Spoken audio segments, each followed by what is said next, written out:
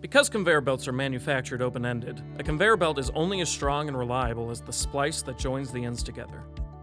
At Fenner Dunlop, we recommend the finger splice method, which creates the strongest and most reliable joint possible, up to 100% of the belt's original tensile strength. In this video, we are going to explore the steps of the finger splice method on a Fenner Dunlop X Series conveyor belt to show how quick and easy finger splicing is in comparison with the step splice. Patriot X will exceed your performance expectations in general light to medium duty bulk material handling applications, including aggregates, sand and gravel, and more. The unique design of the Patriot X fabric offers better rip, tear, and impact resistance versus typical plied belting. Before we dive into the Patriot X finger splice method, it's crucial to remember there are a few factors that are important to a long-lasting finger splice. This includes having your belt technicians trained by Fenner Dunlop and using Fenner Dunlop splice kits. Fenner Dunlop conveyor belting performs best when paired with our high-quality splicing materials. We are now going to show how easy finger splicing truly is. When beginning any splicing method, it's vital to find the center mark of the belt and mark with a line to ensure the splice is straight. If the splice isn't straight, the belt will mistrack while running on a conveyor system. Since we're splicing Patriot X in this example, we'll use the Patriot X template to mark the fingers.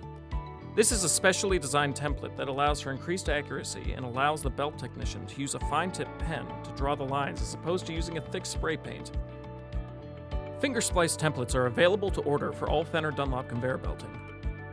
When splicing a Patriot X belt, you can conveniently refer to the Fenner Dunlop splice manual as well. Once the splice is mapped out, we'll cut the rubber at the transition area.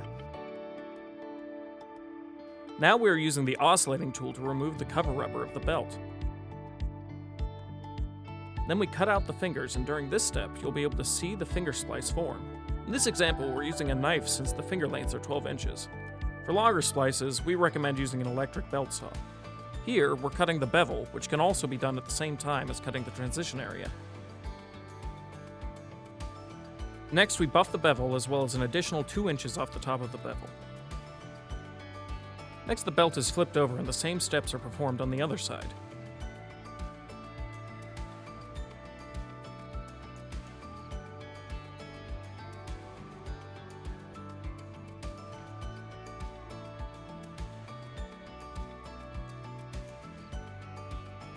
All rubber is removed from the fingers with the oscillating tool. Then we flip the belt back over and remove the thicker top cover with the oscillating tool. We'll now repeat the same steps for the other end of the belt. Once the fingers for both ends of the belt are prepared, we line up the splice and mark the center line to ensure it's straight. Then we position both ends to ensure the gap between the fingers is sufficient. We'll then clamp both ends down to ensure the belt does not slide around while being worked on. This is a very important step to guarantee an accurate splice. Once we centerline both ends, we'll flip each end back over the clamps to clean and apply cement. The platen surface is then covered with release paper so the splice does not stick to the surface. A cover rubber panel is then laid down, which will become the bottom cover of the splice.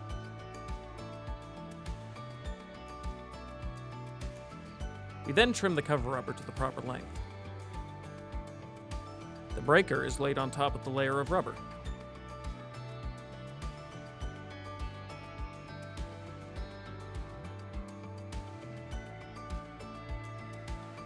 Both ends of the splice are laid down on the breaker.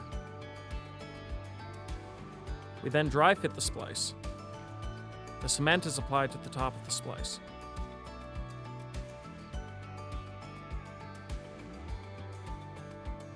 The next step is to apply the noodles between each finger. The noodles create shear strength between the fingers.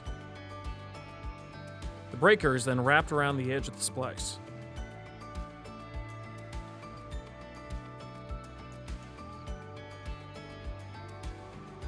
We then use the porcupine roller to stitch the breaker.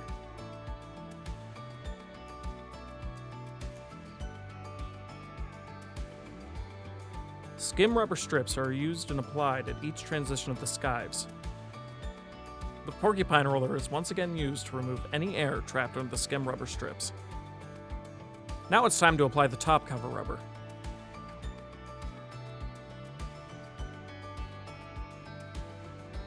The cover compound is laid over the splice and cut to size.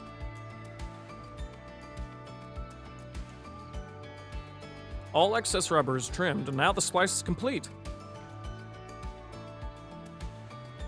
After all these steps are performed, we install thermocouples on top of the splice. Release paper is applied to the top of the splice so the belt does not stick to the platen.